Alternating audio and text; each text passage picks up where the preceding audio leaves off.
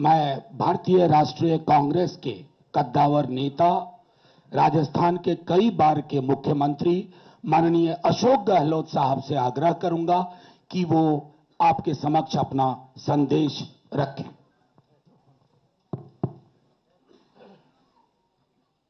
नेता प्रतिपक्ष तेजस्वी यादव जी और तमाम मंच में बैठे हुए हमारे साथीगण, मेरे पूर्व में अभी जो कमेंट्स किए गए थे वो भी आपके सामने रखे।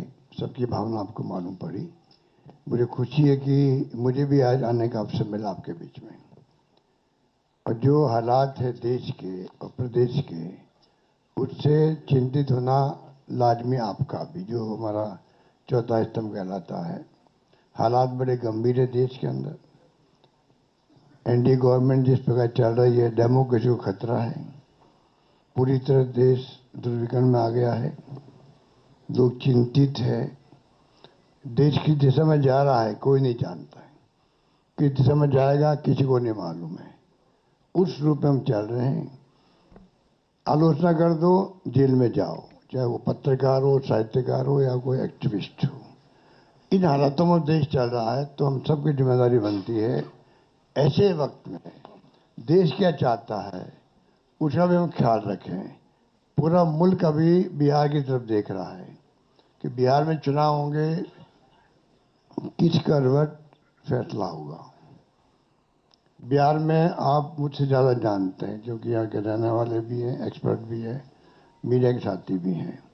हालात बड़े गंभीर हैं, चाहे बेरोजगारी हो, चाहे वो अन्य समस्याएं लोकल हो जो बताई गई। अभी आपके सामने जब बताया दीपांकर जी ने और सानी जी ने, सब साथियों ने, तो हालात वही है। किसान हो, मजदूर हो, आम आदमी हो, छात्र हो, युवा हो, चिंता लगी हुई है रोजगार की उसको। और जब हम लोग देखते हैं, पूछते हैं, तो लोग बदलाव चाहते हैं। खड़गे साहब ने, राहुल गांधी जी ने, सब ने भी असेसमेंट करवाया। सब लोग देखते हैं कि बिहार में किस रूप में जनता का एक मनोबल बना हुआ है, विश्वास बना हुआ है, इस बार बदलाव होगा। राहुल जी की यात्रा हुई, तेजस्वी जी साथ थे, दीपांकर जी साथ थे और सब साथी साथ थे। जिस प्रकार पब्लिक ने रिस्पॉन्स दिया, पूरे देश ने देखा उसको, पूरे देश ने देखा। इन हालातों में हम लोग चल रहे हैं। बहुत एक चुनौती हमारे सामने, क्योंकि वो शक्तियाँ वो है जिनका एक मुखौटा है खाली डेमोक्रेसी का। कोई यकीन नहीं है डेमोक्रेसी के अंदर उनका। ये मैं आपको क्या कहूँ, आप खुद जानते हैं। मुखौटा पहन रखा है। ऐसे लोग शासन करें देश के अंदर, चिंता होना स्वाभाविक है हम सबको। इसलिए मैं कहना चाहूँगा कि इस मौके पर जो है, इस मौके पर अभी दीपांकर जी कह रहे थे कि पिछला चुनाव भी जो है, अभी तो इंडिया गठबंधन बन गया प्रदेश भर के अंदर, अच्छी परफॉर्मेंस दी है पार्लियामेंट के अंदर। कोई कम बात नहीं थी। 240 पे लाके छोड़ दिया उन लोगों को। 400 पार के नारे लगा रहे थे वो लोग। सब कुछ देख लिया देश ने, और फाउल नहीं खेलते तो हो सकता है सरकार भी उनकी नहीं बनती। उन हालातों में जब देखते हैं तो पाते हैं कि अब लोग समझ गए हैं। पिछला गठबंधन आपका लोकल था, महागठबंधन। तेजस्वी जी ने उस वक्त में भी कमाल किया, और जिस रूप में मामूली वोटों के अंतर से सरकार उनकी बन गई, मामूली वोटों के अंतर से बन गई सरकार उनकी थी। जिस प्रकार से साम दाम दंड भेद, ये उनका भाव है। बदले की भावना उनके फितरत के अंदर है। ऐसे लोग बैठे हुए हैं। धन बल का कोई कमी नहीं है। आपका जो इलेक्टोरल बॉन्ड, वो तो एक एग्जाम्पल है। सुप्रीम कोर्ट ने कहा अनकॉन्स्टिट्यूशनल है ये। इतने कैसे काम चलेगा? जो पैसा जमा है उनके पास में, जो खेल खेल रहे हैं देश के अंदर, चुनाव को प्रभावित कर रहे हैं, सरकारों को गिरा रहे हैं। मॉडल अलग अलग है उनका। मध्य प्रदेश मॉडल अलग, कर्नाटक मॉडल अलग था, महाराष्ट्र का अलग था और राजस्थान का अलग था। राजस्थान उनकी दाल नहीं गली, इतना ही फर्क है। आप सबके आशीर्वाद से हमारी सरकार बच गई और 5 साल हमने शासन किया।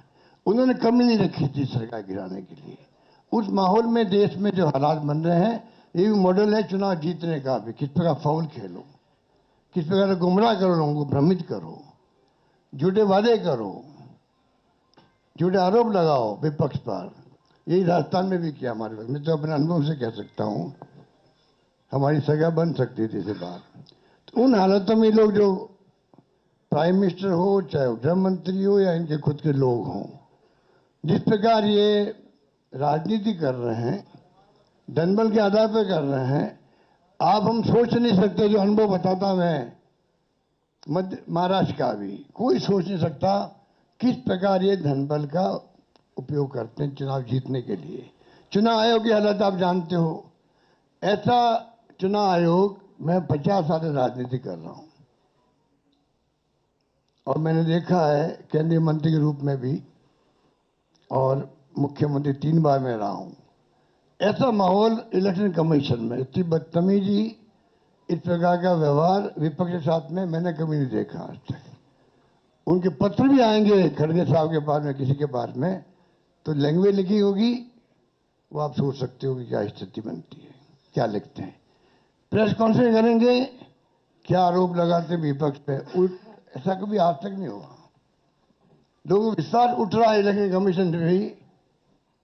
चाइना में भी और रशिया में भी इलेक्शन कमीशन है, वहां पे भी। तो चुनाव वहां एक पार्टी जीतती है, तो क्या हम अपने मुल्क को उस दिशा में लेना चाहते हैं? वो चिंता हम सबको होनी चाहिए, आपको भी होनी चाहिए। इसलिए मैं ये कह सकता हूं, खड़गे साहब, राहुल गांधी जी और तमाम जो साथी बैठे हमारे, इन सब की राय लेकर के हम लोगों ने तय किया है इस चुनाव में अगले मुख्यमंत्री के चेहरे के रूप में तेजस्वी यादव जी को हम लोग सपोर्ट करते हैं, जो एक नौजवान है, लंबा फ्यूचर है इनके साथ में।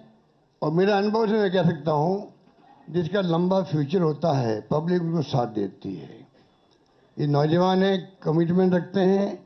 पिछली बार भी जो उन्होंने स्लोगन दिए थे, नौकरी के दो या कोई दो, या जो वादे किए थे, उसमें खरे उतरे। ये ऐसा व्यक्तित्व आपके सामने नौजवान के रूप में आया है। सोच समझ के सबने फैसला किया है। ये नेता के रूप में उत्तरंग मैदान में राहुल गांधी जी ने मिलकर जो यात्रा करी थी, बड़ा इम्पैक्ट है। आने वाले वक्त में इनके अलावा राहुल जी भी आएंगे और नेता आएंगे, प्रियंका जी भी आएगी, सब नेता आएंगे।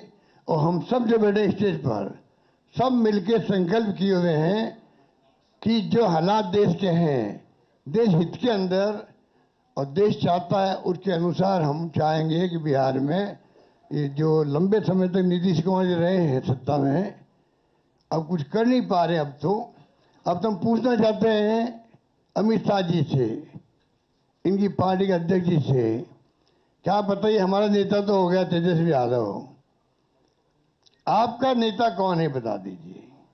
इससे काम नहीं चलेगा कि नीतीश कुमार के नेतृत्व में चुनाव लड़ा जाएगा।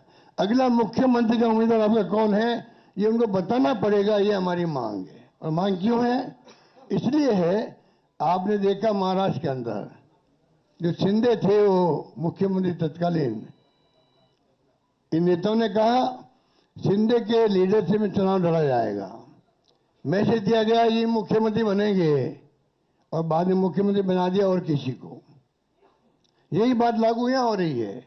अमित शाह जी आए, कह के चले गए कि हम चुनाव के बाद में तय करेंगे मुख्यमंत्री कौन बनेगा हमारा, पर नीतीश कुमार के नेतृत्व में चुनाव लड़ा जाएगा।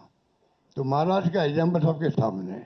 इसलिए मैं इतना ही कहना चाहूंगा कि चुनाव में हम लोगों ने सोच समझ के तेजस्वी जी को घोषित किया नेता, और हमें पूरा यकीन है कि जो है तेजस्वी जी की घोषणा करना मायने रखता है। और साथ में सबकी राय बनी है कि जो हमारे अन्य पिछड़ा वर्ग के साथी हैं, मुकेश सहनी जी, जिनको आप सब जानते हैं, मुकेश सहनी जी, जो एक संघर्ष करते हुए यहां तक पहुंचे हैं, अपनी पार्टी बनाई है, अपनी अकल होशियारी से, अपनी मेहनत से बनाई है, गरीबों के मसीहा के रूप में, अपनी कौम के मसीहा के रूप में उभर के आए हैं। ऐसे नौजवान को हमने तय किया है वो उप मुख्यमंत्री होंगे साथ में। इसके साथ में जो आपके यहाँ बहुत सारे समाज भी हैं, सामाजिक इक्वेशन अलग तरह की है, तो जो अन्य सामाजिक वर्गों के लोग हैं उनमें से मुख्यमंत्री और बनाए जाएंगे, उप मुख्यमंत्री और बनाए जाएंगे। यही बात कह के मैं अपनी बात समाप्त करता हूं। धन्यवाद। धन्यवाद। शुक्रिया, शुक्रिया अशोक गहलोत साहब। जहां भक्ति है हर शब्द में, कथाओं में छुपे हैं दिव्य रहस्य और ज्योतिष देता है जीवन को दिशा। धर्म से जुड़ी हर बातों को जानने के लिए हमारे चैनल स्तुति को सब्सक्राइब करें। चैनल पर जाने के लिए इस लिंक पर क्लिक करें।